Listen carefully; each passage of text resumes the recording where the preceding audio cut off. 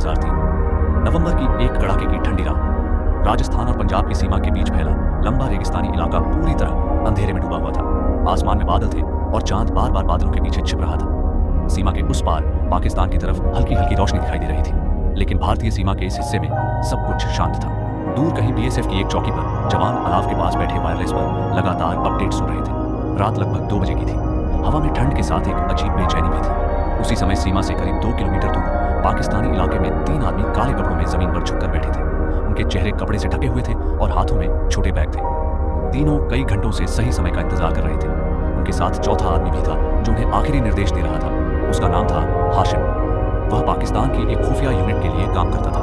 उसने धीमी आवाज में कहा, आज रात अगर तुम लोग पार निकल गए तो आगे का रास्ता आसान होगा, लेकिन अगर पकड़े गए तो कोई तुम्हें पहचानने नहीं आएगा। तीनों ने बिना कुछ कहे सिर हिला दिया।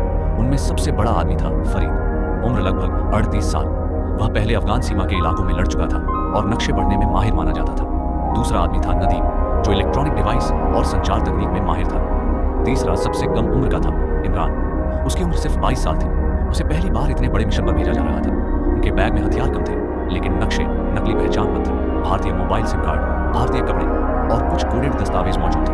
उनका मकसद सिर्फ सीमा पार करना नहीं था, उन्हें भारत के अंदर जाकर एक नेटवर्क सक्रिय करना था, जिसके बारे में भारतीय एजेंसियों को अभी तक कोई जानकारी नहीं थी। उसी समय भारतीय सीमा की तरफ बीएसएफ की चौकी पर ड्यूटी कर रहा जवान Surendra Singh night vision device से रेगिस्तान को स्कैन कर रहा था। अचानक उसकी नजर दूर कुछ हलचल पर पड़ी। उसने ध्यान से देखा, लेकिन कुछ साफ नहीं दिखा। उसने अपने साथी को आवाज दी।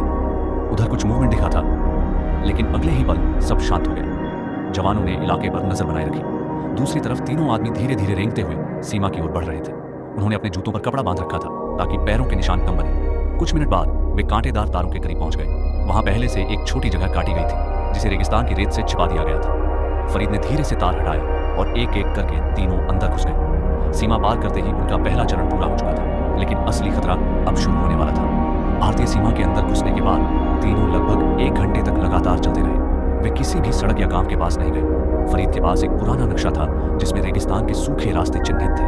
उनका संपर्क भारत के अंदर मौजूद एक स्लीपर एजेंट से होना था, जिसका कोड नाम कालाबाज था।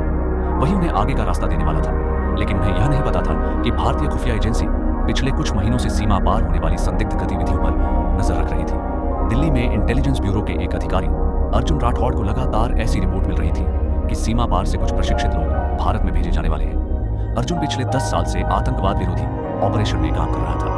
वह कई बार असफल घुसपैठ मिशन पकड़ चुका था, लेकिन इस बार जानकारी बहुत सीमित थी। सिर्फ इतना पता था कि 3 लोग किसी बड़े मिशन के साथ भारत में घुस सकते हैं। तारीख, जगह और पहचान कुछ भी स्पष्ट नहीं था। सुबह होते होते तीनों एक सुनसान ढाणी के पास पहुंचे, जहां उन्हें एक पुरानी जीप खड़ी मिली। जीप के अंदर बैठा आदमी सफेद कुर्ता और सिर पर गमछा बांधे था। उसने बिना उनकी तरफ देखे सिर्फ इतना कहा, जल्दी बैठो। तीनों जीप में बैठ गए और जीप रेगिस्तान के कच्चे रास्ते पर तेज गति से आगे बढ़ने लगी। कुछ देर बाद वह आदमी बोला, अब तुम लोग भारत में हो, यहाँ गलती की कोई जगह नहीं है। वह आदमी ही कालाबाज था। असली नाम सलीम कुरैशी। कई साल पहले वह सीमा के पास छोटे मोटे तस्करी के काम करता था। बाद में धीरे धीरे उसने दोनों तरफ के नेटवर्क से संबंध बना लिया। भारत में वह एक व्यापारी के रूप में रहता था, लेकिन गुप्त रूप से सीमा पार नेटवर्क को मदद पहुंचाता था। उसने तीनों को बताया कि अगले 2 दिन उन्हें अलग अलग जगहों पर रुकना होगा ताकि किसी को शक न हो। योजना के मुताबिक फरीद को दिल्ली पहुंचना था, नदीम को जयपुर और इमरान को उत्तर प्रदेश के रास्ते लखनऊ तक जाना था। वहां से तीनों दोबारा मिलकर अपने असली मिशन को अंजाम देने वाले थे।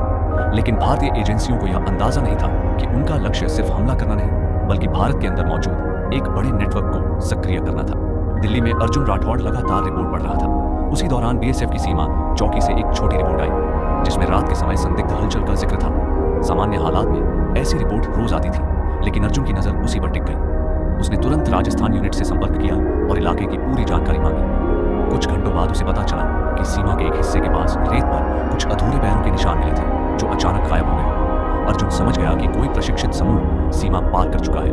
उसने तुरंत ऑपरेशन शुरू करने की अनुमति मांगी। अगले ही दिन दिल्ली, जयपुर और जोधपुर की कई एजेंसियों को अलर्ट जारी कर दिया गया। रेलवे स्टेशन, बस अड्डे और होटल्स पर निगरानी बढ़ा दी गई, लेकिन तीनों घुस बैठिए पहले ही अलग अलग दिशाओं में निकल चुके थे। फरीद दिल्ली पहुंचा तो उसने पुरानी दिल्ली के भीड़ भाड़ वाले इलाके में एक छोटे लॉज में कमरा लिया। वहां उसका संपर्क एक आदमी से होना था जिसका नाम यूसुफ था। बाहर से देखने पर यूसुफ एक साधारण किताबों की दुकान चलाता था, लेकिन असल में वह कोडेड संदेश पहुंचाने का काम करता था। रात को दुकान बंद होने के बाद फरीद वहां पहुंचा। यूसुफ ने दुकान का शटर आधा गिराया और धीमी आवाज में पूछा, सीमा, पार कैसी रही? फरीद ने जवाब दिया, कोई दिक्कत नहीं हुई। फिर उसने बैग से एक छोटा धातु का डिब्बा निकाला। उसमें माइक्रोचिप और नक्शे थे। यूसुफ ने तुरंत वह सामान छिपा दिया। उसी समय दुकान के बाहर से पुलिस की गाड़ी का सायरन सुनाई दिया। कुछ सेकंड के लिए दोनों की सांसें रुक गई, लेकिन गाड़ी आगे निकल गई। यूसुफ ने फुसफुसाते हुए कहा, अब यहाँ ज्यादा देर रुकना सुरक्षित नहीं है। रात के लगभग 11:30 बजे थे। पुरानी दिल्ली की तंग गलियों में धीरे धीरे सन्नाटा फैलने लगा था। दुकानें बंद हो चुकी थीं और सड़क पर सिर्फ कभी कभी गुजरने वाली पुलिस जीपों की आवाज सुनाई दे रही थी। यूसुफ ने दुकान का पिछला दरवाजा खोला और फरीद को अंदर बने एक छोटे कमरे में ले गया। कमरे में एक पुराना पंखा, लकड़ी की मेज और दीवार पर टंगा भारत का नक्शा था। नक्शे पर लाल निशान बने हुए थे। फरीद ने नक्शे को ध्यान से देखा और धीमी आवाज में पूछा, बाकी दोनों पहुंच गए? यूसुफ ने सिर हिलाया। नदीम जयपुर पहुंच चुका है, लेकिन इमरान से अभी संपर्क नहीं हुआ। फरीद का चेहरा गंभीर हो गया। उसका संपर्क टूटना ठीक नहीं है। उधर जयपुर में नदीम शहर के बाहरी इलाके में एक पुराने मकान में छिपा हुआ था। बाहर से देखने पर वह मकान बंद लगता था, लेकिन अंदर एक छोटा कमरा अस्थायी कंट्रोल रूम में बदल दिया गया था। कमरे में तार, बैटरियां, लैपटॉप और छोटे रेडियो ट्रांसमीटर रखे थे। नदीम लगातार एक एनक्रिप्टेड डिवाइस पर सिग्नल पकड़ने की कोशिश कर रहा था। अचानक मशीन पर हल्की बीप सुनाई दी। स्क्रीन पर सिर्फ 2 शब्द उभरे, कबूतर सुरक्षित। यह इमरान का कोड था। नदीम ने तुरंत संदेश आगे भेजा। अगला पड़ाव। कुछ सेकंड बाद जवाब आया, लखनऊ पहुंच रहा हूं। लेकिन उसी समय दिल्ली में अर्जुन राठौड़ की टीम तेजी से काम कर रही थी। सीमा से मिली रिपोर्ट के बाद उसने पिछले 24 घंटों में राजस्थान और पंजाब से दिल्ली आने वाली बसों और ट्रेनों का डेटा निकलवाया। हजारों यात्रियों की सूची में उसे कुछ खास नहीं मिला, लेकिन एक बात अजीब थी। 3 अलग अलग शहरों में 3 नकली पहचान पत्र इस्तेमाल हुए थे, जिनकी प्रिंटिंग शैली एक जैसी थी। अर्जुन ने फाइल बंद की और बोला, यह साधारण घुसपैठिए नहीं है। ये लोग पहले से तैयार नेटवर्क के साथ आए हैं। उसने तुरंत जयपुर और लखनऊ यूनिट को सतर्क कर दिया। अगली सुबह इमरान लखनऊ पहुंच चुका था। उसने साधारण कपड़े पहन रखे थे और हाथ में एक छोटा बैग था। बाहर से देखने पर वह किसी सामान्य छात्र जैसा लग रहा था। स्टेशन से निकलने के बाद वह सीधे पुराने शहर की तरफ गया। वहां एक छोटी सी चाय की दुकान पर उसने बैठकर सिर्फ एक शब्द कहा, बरसात। चाय बेचने वाला बूढ़ा आदमी कुछ सेकंड तक उसे देखता रहा, फिर उसने जवाब दिया, लेकिन मौसम साफ है। यह पहचान का कोड था। बूढ़े आदमी ने उसे दुकान के पीछे बने कमरे में पहुंचा दिया। वहां पहले से 2 आदमी बैठे थे। उनमें से एक ने इमरान को ध्यान से देखा और पूछा, पहला मिशन है?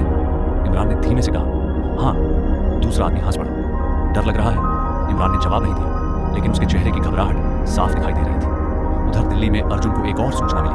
पुरानी दिल्ली के इलाके में देर रात एक संदिग्ध आदमी को किताबों की दुकान में जाते देखा गया था। सामान्य हालात में यह कोई बड़ी बात नहीं थी, लेकिन अर्जुन को अब हर छोटी चीज जुड़ी हुई लग रही थी। उसने तुरंत स्थानीय टीम को आदेश दिया, दुकान पर नजर रखो, लेकिन अभी रेड मत करना, मुझे पूरा नेटवर्क चाहिए।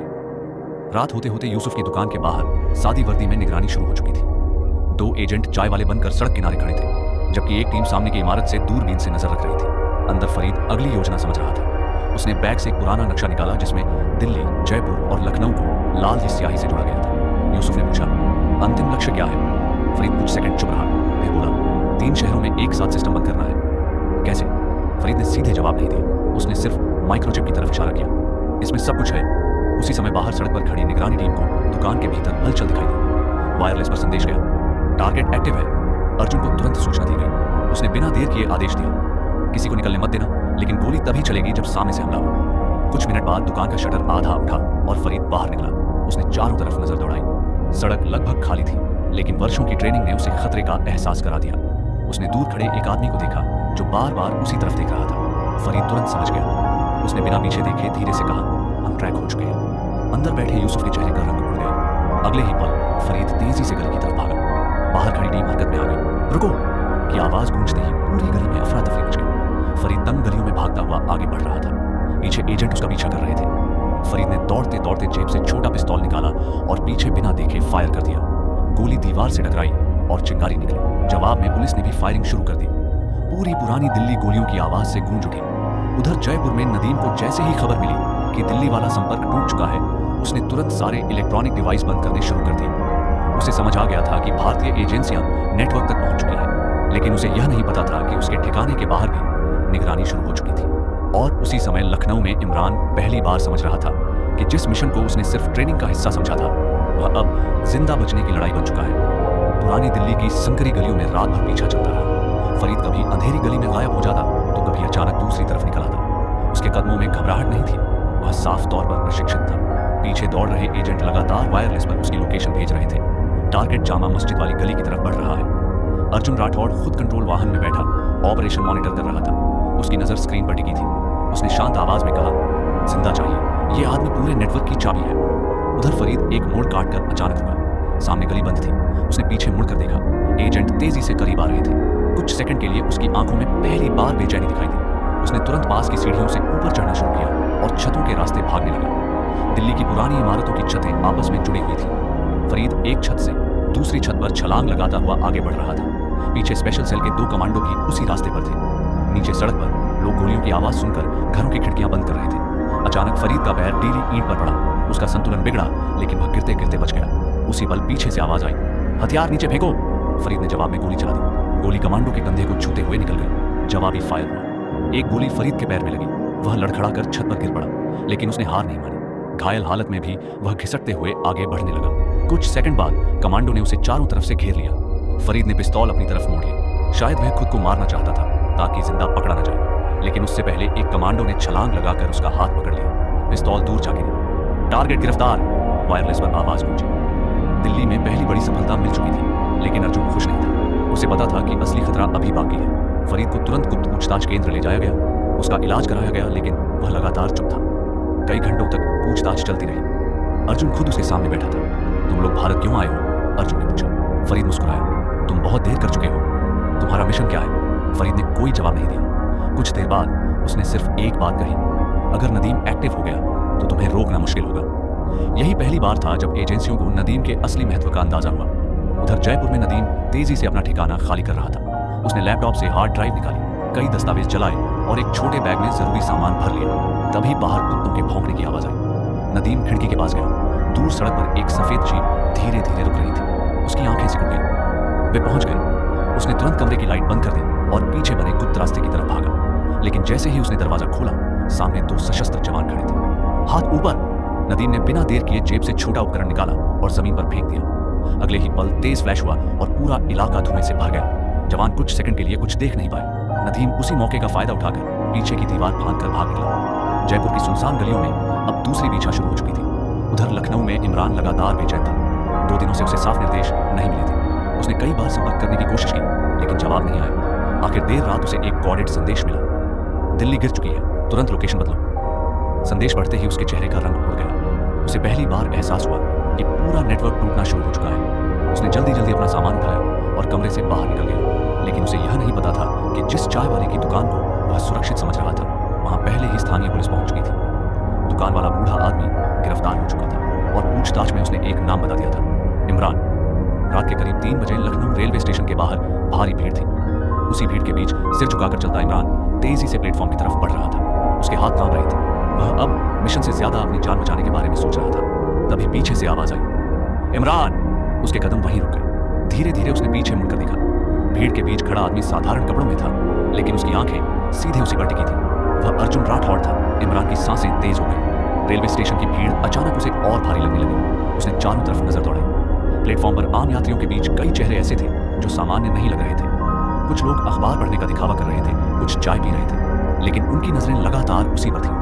अर्जुन धीरे धीरे उसकी तरफ बढ़ा। भागने की कोशिश मत करना इमरान, चारों तरफ हमारे लोग हैं। इमरान के माथे पर पसीना आ गया। उसके हाथ कांप रहे थे। उसने पहली बार महसूस किया कि वह जिस मिशन का हिस्सा बना था वह अब पूरी तरह खत्म हो चुका है। उसने धीरे से बैग नीचे रख दिया और दोनों हाथ ऊपर कर दिए। उसी समय जयपुर से वायरलेस पर खबर आई, नदीम पकड़ा गया। भागते समय नदीम एक सुनसान फैक्ट्री इलाके में गिर चुका था।